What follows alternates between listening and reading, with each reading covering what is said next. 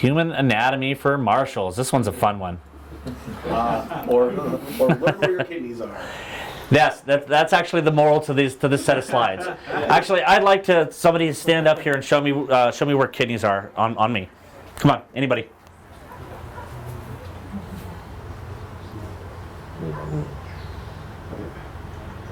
That's close, but not quite.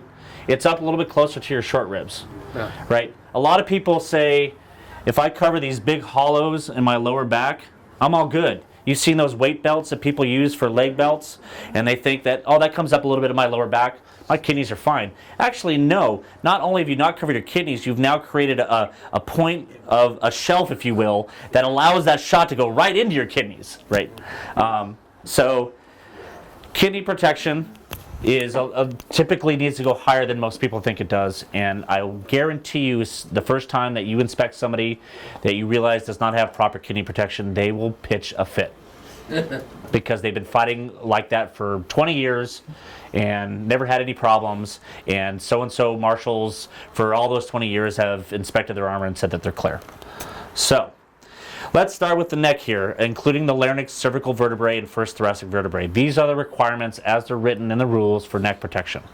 Not to be, as a side note here, the side of your neck is actually not required to be protected, okay? The way the rules are written is, as it says here, including the neck has to be covered, including the larynx, cervical vertebrae, and first thoracic vertebrae.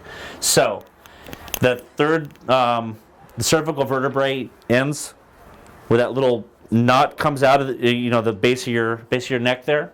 That's an easy one to find. The larynx is a little more difficult, right? Because there's a lot of stuff going on in your neck here. So your larynx is basically this little gap between the tip of the Adam's apple and the trachea here. So you got this. When you swallow. Exactly. So you'll see guys come out to the field and they got that gorget that kind of just hangs down like right here. You know, it barely covers the trachea, much less the larynx, and that's something that's an issue. Frequently, that can be addressed by simply tightening up the gorget, and it kind of sucks it up. They will gripe about that. What's that? They will gripe about that. They will gripe about that.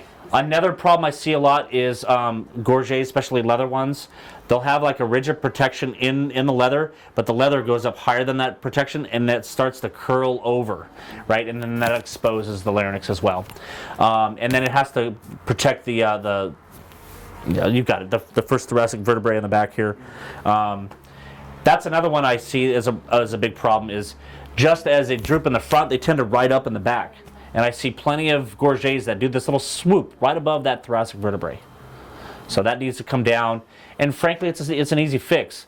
A nice, stout piece of leather over a piece of padding taped to the underside to hang down behind your gorget works just fine. But side of the neck, don't be that Marshal. Okay, that's not required.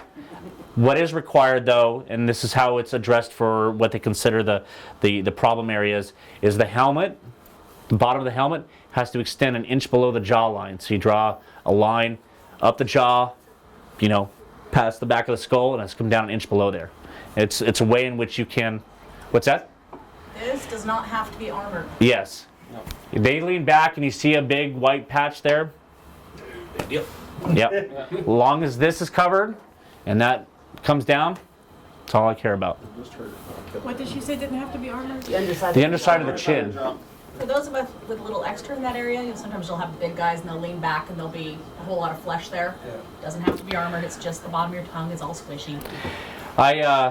The way I used to combat this as a fighter, being inspected by an ignorant marshal thinking that these spots would be covered, they would literally stick their finger, which is really rude, by the way. Don't stick your finger into anybody's body when you're inspecting them.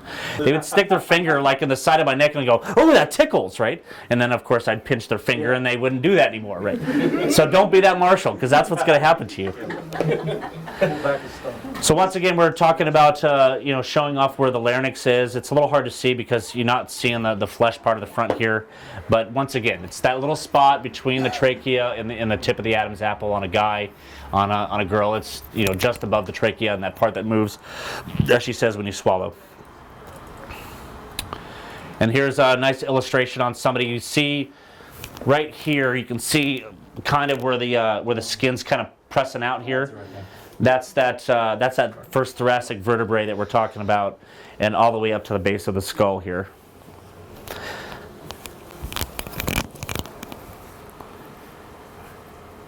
There you go. The Adam's apple is the bulging portion of the larynx, so that's got to be covered too.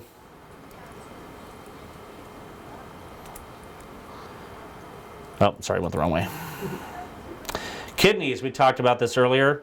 Kidneys are much higher than most people think they are. You also need to, cover those little floating short ribs that basically cover the very top of the kidneys there. And they're much closer into the spine than I think a lot of people realize they are. They're really close together. Outer surfaces of the hand to 1 inch above the wrist, both arms and including the thumb. So this should be pretty straightforward, but a lot of people seem to think it's not, right? And your hand is a complex thing. I get it. It's a little confusing sometimes. Your thumb, the outside of your thumb is directly in opposition to the outside of the back of your hand when you're, closing your hand up. All that, so your wrist, 1 inch above, and everything on the back of your hand, fingers, thumbs, everything included. The outer surface of the hand, what's this another, so this here does not have to be covered. The palm does not have to be covered. In my on my shield setup, I use a cut-off hockey glove to cover the backs of my hands when I'm grabbing because I use a strap shield. But the inside of my wrist and the lower base of my palm is exposed because the leather is deteriorated on the glove, and it wouldn't have been sufficient anyways because it's a single piece of leather. That's okay, right? That's fine right there. There's a lot of meat there that covers the bones. It's not going to feel good if you get hit there, but it's not likely to break anything unless something really drastic happens. The elbow point and the bones at either side of the elbow joint. So we call this the 3 points of the joint. This is what has to be covered on both the elbows and the knees. Everybody lift your arm up and bend your elbow for me. Okay, that one's an obvious one. You want to, do the point of the elbow. Now move your finger from the point of the elbow to the inside of your elbow, and you feel that other bone protrusion. That's number 2. Now go back to your tip. Do the same thing on the outside, and you feel just before that muscle kicks in, there's another bone protrusion right there. That's the 3 points of the elbow. Similarly, on the knee, you got the kneecap. That's an easy one to realize. And if you move your finger out from the kneecap, where the joint comes together, there's a bone protrusion there. And similarly, on the inside of the knee, there's a bone protrusion there. Now, a commonly misinspected piece of knee protection that happens is when you bend the knees, which is what I make the opponent do to inspect, the movement of their knee protection on their leg. There's a piece of bulging flesh and muscle just back, just around from the bone protrusion. That's fine.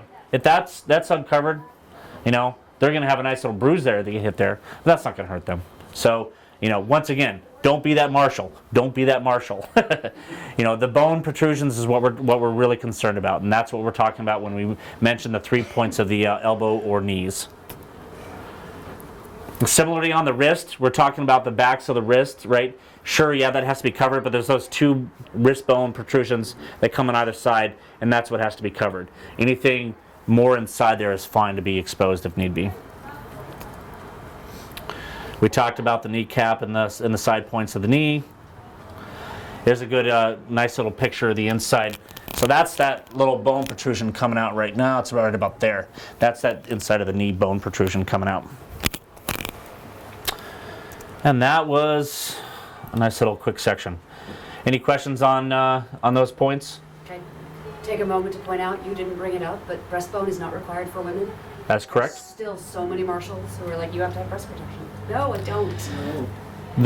Look at Bryn. Where I think that a lot of marshals get tripped up when it comes to chest protection for female fighters is the actual breast cups. Yeah. The floating breast cups are not legal. Yeah. You have to have, if you have rigid protection across your chest, it has to be a solid piece across and not 2 independent pieces, because what you're basically doing is creating a point at which you can drive an edge of a piece of metal and break your sternum or your ribs.